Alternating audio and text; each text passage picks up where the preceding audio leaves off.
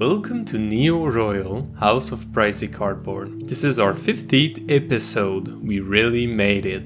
To celebrate, we have a great lineup of new guests for this week and the two after that. Today's game will feature a good friend of the channel, M.Bevers. M.Bevers runs a pack opening channel here on YouTube and hosts Tuesday streams of EDH on Twitch. He is giving to charity very often, and you could win booster packs every Monday from his Monday Madness series for the low cost of a comment. Our second guest is somebody I wanted on the show for a while, the ever-joyful Sage of Fables. Sage runs a YouTube channel where they go over deck techs for casual to EDH, and you can see them play on the Mental Misplay channel. Sage brought today a deck very close to their heart, Brudiclad, Telchor, Engineer. The list runs a lot of creatures creating tokens upon casting instants and sorceries, and then the spells themselves are creating tokens as well. All of this mixed with a small storm package is ready to swarm the table and potentially use Brudiclad in the later game to turn all of these 1/1s into something a lot more problematic. M.Bevers brought a fresh new Mad Scientist deck to the table. Kruphix, God of Horizon, Rocket Launcher. We have a pretty classic Kruphix deck in terms of ramp and untaps, but the twist is that Bevers will be trying to flash in a Rocket Launcher with a ton of unspent mana and take out the table in one turn. Kelly will be playing Dina SoulSteeper again. This list is trying to get a lot of small creatures on the table and use them to trigger different type of aristocrats effect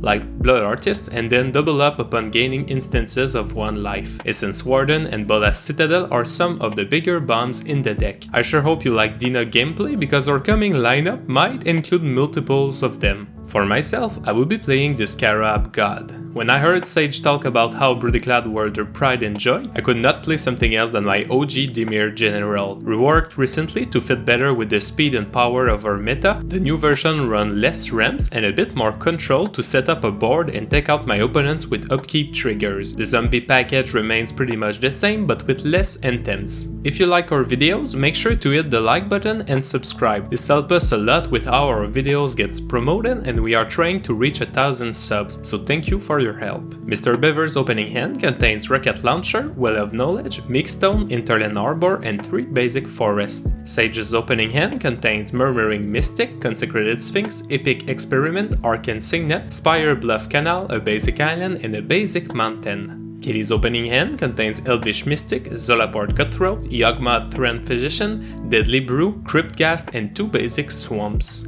My opening hand contains 3 of Perdition, Temporal Mastery, Toxic Deluge, Ghost Quarter, Dimir Aqueduct, a snow-covered island, and a basic swamp. I get to start this off. And land drop the snow-covered island. Bevers land drops a forest and casts Heritage Druid, revealing some elf shenanigans going on. Sage land drops Spire Bluff Canal, and Kelly land drops a swamp. I land drop a swamp as well, and Bevers land drops Interland Arbor. He casts a Meek Stone. Going to combat, the Heritage Druid attacks me. Here we go, Philip. Coming your way. Because it's always traditional for the host to take the first point of damage. Yeah, I have noticed the tradition. Sage then drops a mountain and casts Arcane Signet. Kelly then drops a swamp and casts Zolaport Cutthroat. I then drop a Command Tower. I got something much worse, don't worry. Oh, okay. Speaking of bad things, trophy? I will pay 3 and play Heuristic Study. Oh. And cast Heuristic Study. Bevers then drops an island and casts Well of Knowledge. So this says any player may pay 2 during their draw phase to draw an additional card, and they can do it as many times as they want. Oh god. This changes everything. Yes. So you are all welcome. Sage then drops a mountain and casts Murmuring Mystic, giving me some flashbacks from the limited in Guilds of Ravnica. Kelly draws for turn and pays 2 to draw a second card with the Well. Heading into combat, Zolaport Cutthroat attacks me. She then has to discard 2 inside, discarding Belidros WitherBloom.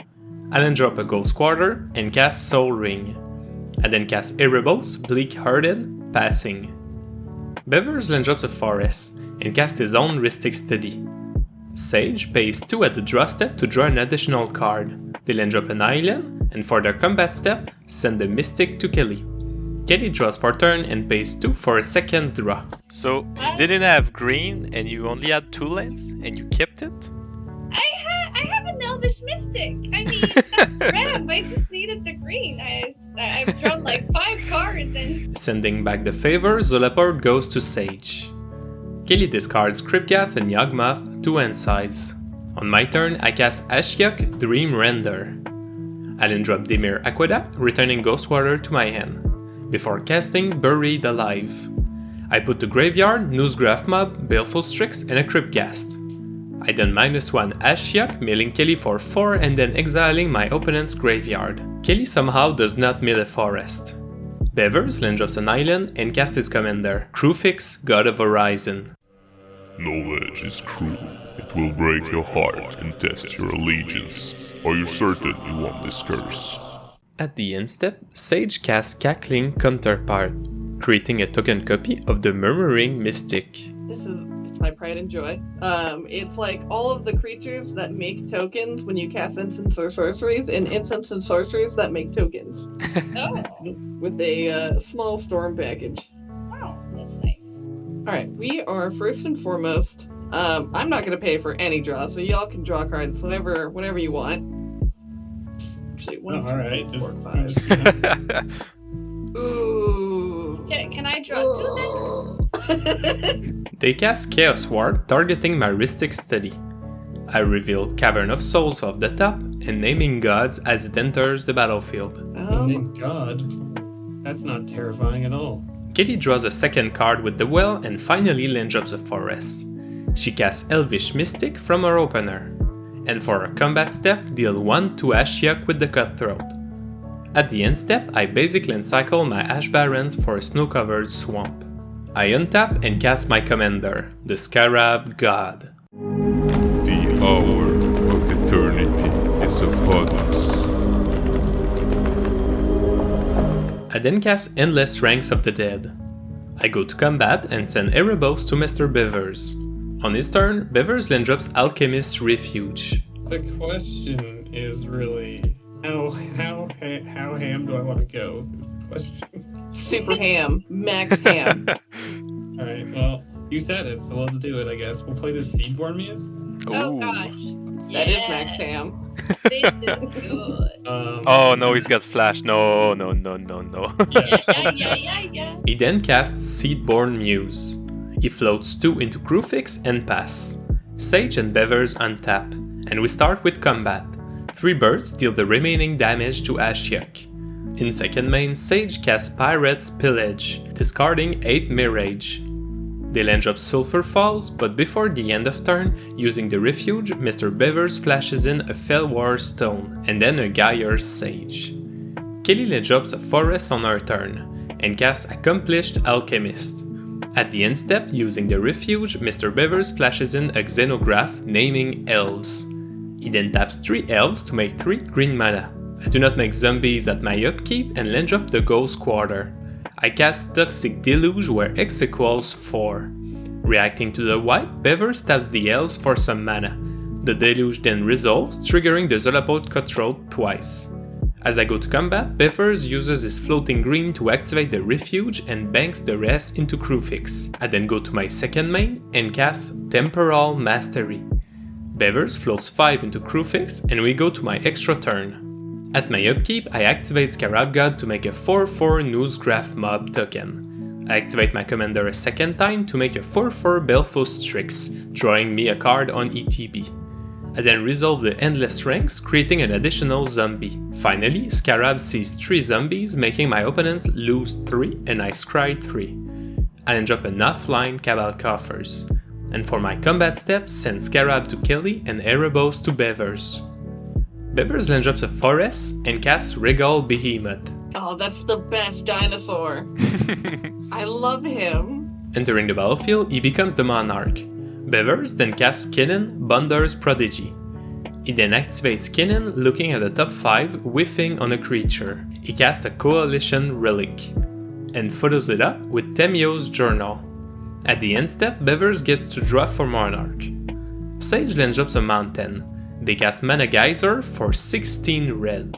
The pool is emptied quite fast as they cast Epic Experiment for X equals 15. The spell exiles the top 15 and Sage gets to cast Ordering Outburst for 3 goblins, then a Hut, drawing a card, and lastly, empty the Warrens for 8 more goblins. All 3 spells triggers the Mystic and the Rhystic Study. The rest goes to the graveyard. Heading into combat, 2 birds attack Bevers. Sage becomes the Monarch and draws at the end step. Kelly land drops Woodland Chasm, and caster commander, Dina, SoulSteeper. Don't look at me like that. It was either this or being eaten by a gruff. She then casts Essence Warden. Oh, I'm not paying for any of these.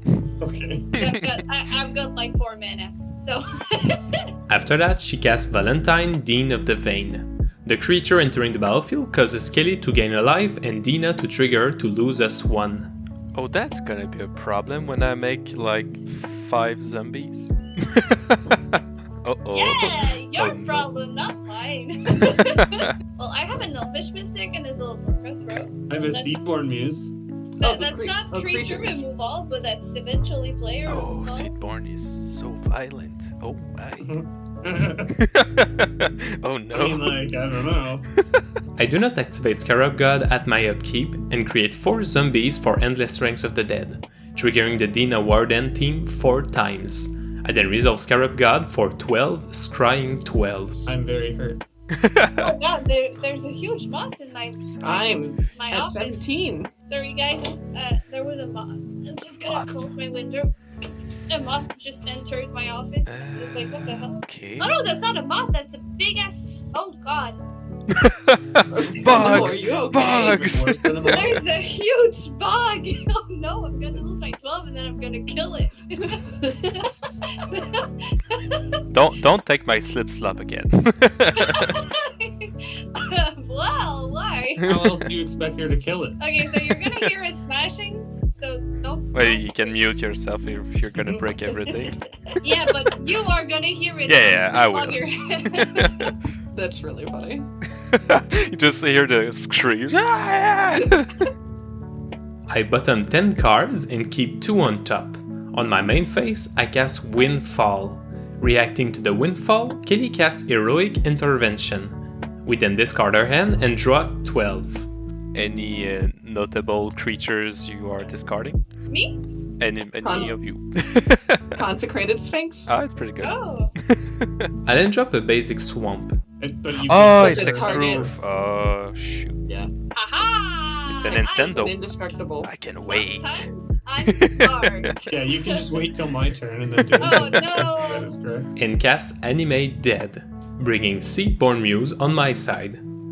I kind of forget to attack and shift the turn to Bevers, discarding 2 end size. At Bevers' upkeep, he gets a Clue token from the journal. You literally made me wheel the 2 pieces of recovery I have for the rocket launcher Yeah. and the rocket launcher. He casts Soul Ring and then Rites of Flourishing. He then drops an island and Spires of Industry. He then activates Kinnan, putting Tireless Tracker on the battlefield, which is pretty good with the journal. And Phil is gonna wait till you kill yourself before he kills the essence warden. You evil person. This is why mom doesn't like you. Yeah. At the end step, I cast Baleful Mastery to exile the Essence Warden. I also activate Scarab God to make a 4/4 crit breaker. Ooh, that's a good boy. Holy smoke. Oh, I draw an additional card. This changes everything. No, You need it's to play 2 games. Oh my god. Y'all. Does it change my life total to 0? We're gonna play. I can't even believe this is happening. Where is it? Oh my god, what did I do with it? Did I just hallucinate that this card? Oh no, there it is. It's Dockside. Sage casts Dockside Extortionist. Entering the battlefield, they create 16 treasures. Sage then drops a mountain and casts Perplexing Test, choosing to return all non-tokens to their owner's hand. This would not only stop my Scarab God trigger, but reset the Dockside for an additional 16 treasures, so I react with Negate. Sage then spends their treasures casting Goblin Electromancer and then Skull Clamp. They cast Archmage Emeritus and a Docent of Perfection. Sage then casts Echo of Vians with the flashback. Reacting to the wheel, I eternalize the Consecrated Sphinx from Sage's graveyard. Each player shuffles their hand and graveyard into the deck and draw a new 7. This gives me 21 Consecrated Sphinx triggers, and against my better judgment, I take them all. Going to combat, 10 goblins and 8 birds attack me. I block the goblins with 10 zombies and block 1 bird with Belfast Strix, taking 7. Kelly then drops a forest and casts Death Greeter. She then casts Sanguine Bond and pass. At my upkeep, Endless Ranks creates 7 new zombies. Reacting to that, Bevers activates Kennen, putting a Pygmy Hippo on the battlefield. Scarab God then resolves for 22 life and scries. And I only need to full swing in Kelly's direction to grab the win. Well played. Thank you for taking the time to watch this video, and thank you to both Mr. Bevers and Sage of Fables for playing with us. It was a really fun match. Make sure to check them out on YouTube, Twitter and Twitch, they deserve all your love. Hit that subscribe button if it's not already done. Take care my friend, and we'll see you very soon.